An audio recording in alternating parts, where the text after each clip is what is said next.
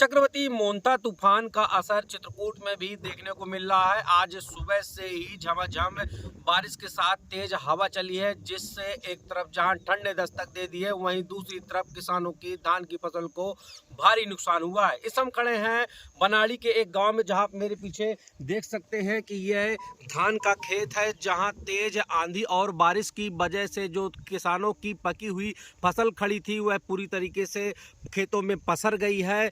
और जो किसानों के खेतों में धान की कटी फसल थी वह खेतों पे पड़ी हुई है, जो किसान नहीं उठा पाए हैं, जिसकी वजह से जो धान की फसल है वह पूरी तरीके से बर्बाद हो गई है। आप इन तस्वीरों में देख सकते हैं कि किस तरीके से किसानों की जो कटी फसल पड़ी थी वह खेतों में अभी तक पड़ी है। किसान यहाँ पर अपनी फसल उठा नहीं पाए हैं। आप इन तस्वीरों में देख सकते हैं कि जो यह धान की फसल है, जो उसमें बीज है, वह भीगने के कारण इसके कुछ बीज भी झड़ गए हैं और यह पड़े पड़े सड़ जाएगी। और जो किसानों की जो फसल खड़ी थी जिसको काट नहीं पाए हैं, उसमें भी काफ़ी असर देखने को मिला है।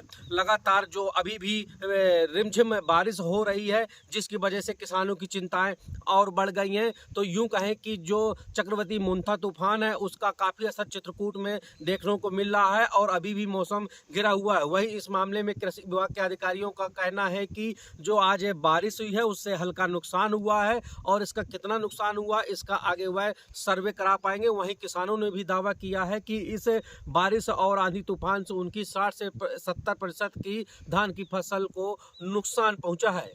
जो धान के मुख्य क्षेत्र जैसे रामनगर का क्षेत्र है, मऊ का क्षेत्र है, इधर पहाड़ी का क्षेत्र है, राजापुर का क्षेत्र है, यहाँ पे जो अगेती प्रजातियाँ हैं उनमें कुछ कटाई शुरुआत हुई है मुश्किल से 8 से 10%। तो ऐसी फसलें जिनकी कटाई हो गई खलिहान में रखी हैं उनमें कुछ समस्याएं देखी जा सकती हैं। यहाँ पे इस ज़िले में दीमक का प्रकोप बहुत ज़्यादा है। अगर नीचे खलिहान कच्ची मिट्टी का है, फर्श नहीं है, तो वहाँ पे दीमक लगने के चांसेस बहुत ज़्यादा है। एक तो ये नुकसान हो सकता है।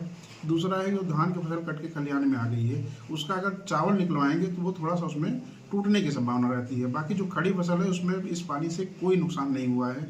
और खड़ी फसलें हमारी जितनी भी हैं इस समय खरीफ की जो भी बची हुई हैं, विलम्ब से बोई गई थी, उनमें कोई नुकसान नहीं है। रबी की फसलों जिनमें बुआई हुई है उनमें कोई नुकसान नहीं है। आने वाली जो फसलें हैं उनमें भी कोई नुकसान अभी प्रतीत